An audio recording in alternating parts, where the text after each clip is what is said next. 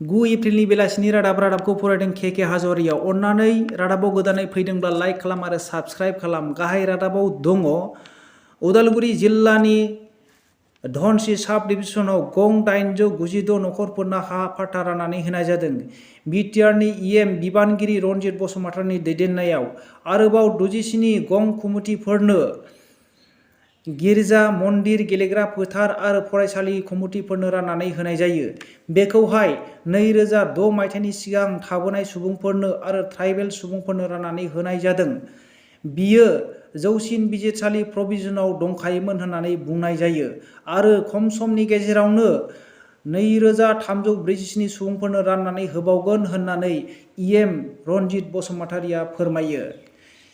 बिटिआरनि गोरोबथायाव BKWACनि दफा दङ आरो बियो दासिमबो मावफुंजायाखै आरो बिटिआरनि बाहेरायाव थानाय 10 लाख सुबुंफोरनि जेंनाफोरखौ सुफुंनांगौ बे प्रभिजनाबो दङ।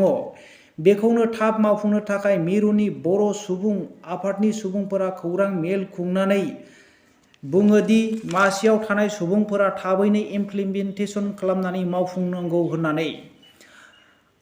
आसामनि अल ट्रेन्सपर्ट एस'सिएशननि भारा बारायनायनि लाइजाम गथायनायनि सायाव आसामनि मन्थ्रि चन्द्र महन पाटवारिया थाइसेबो बारायनो मोननाय नङा होननानै बुङो। सोरबा बारायोब्ला बिसोरनि लाइसेन्सखौहाय केन्सेल खालामनानै होनाय जागोन होननानै बिथाङा हुमखि होयो। अल इन्डिया नेशनेल युथ कंग्रेसनि दैदेनगिरि राहुल गान्धीआ बेबायदि बुङो, सांग्रां जा, जोंनि भारत हादराबो श्रीलंका बायदि जानो हागौ। दिनै श्रीलंकाया मेडिकेल स्ट'रआ खालि जानायनि जाहोनाव गोबांथार अपारेशन आरो ट्रिटमेन्ट खालामनांगौ मानसिफोरखौ केन्सेल खालामनो गोनां जाबाय आरो उसुबिदायाव गोग्लैनो गोनां जाबाय आरो लिटारसे गाइखेरनि दामा 2000 जाबाय आरो कापसे साहानि दामा 100 जाबाय।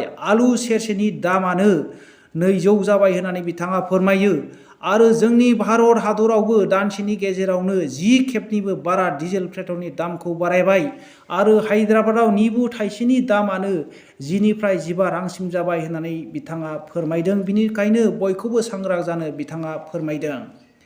सिपिए कमनवेल्थ पार्लामेन्टारि एस'सिएशन गुवाहाटी कमन मेनावहाय लोगो लाफैनाय गुबुन हादोरनि सुबुंफोरा जोंनि बिटिसि गरेस्वराव बेरायफैदों।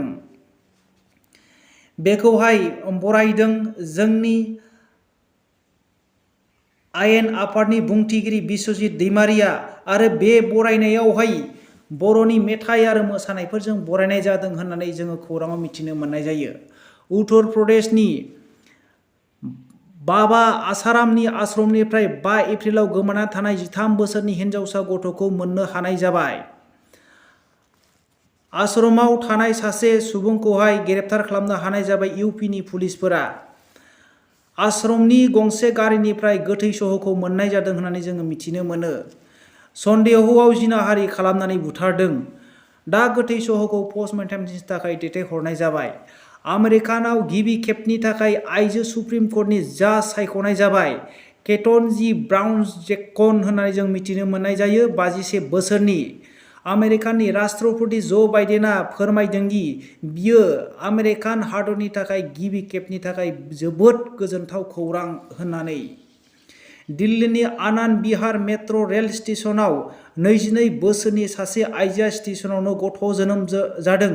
बेयाव आइखां बायखां जानायखौ नुनानै कनस्टेबल अनामिका मुंनि सुबुङा माखासे सुबुंफोरखौ मदद बिनायजों लोगोसे सादोर खेबथेंनानै जोनोम होनायावहाय मदद होदों होननानै जों मिथिनो मोननाय जायो।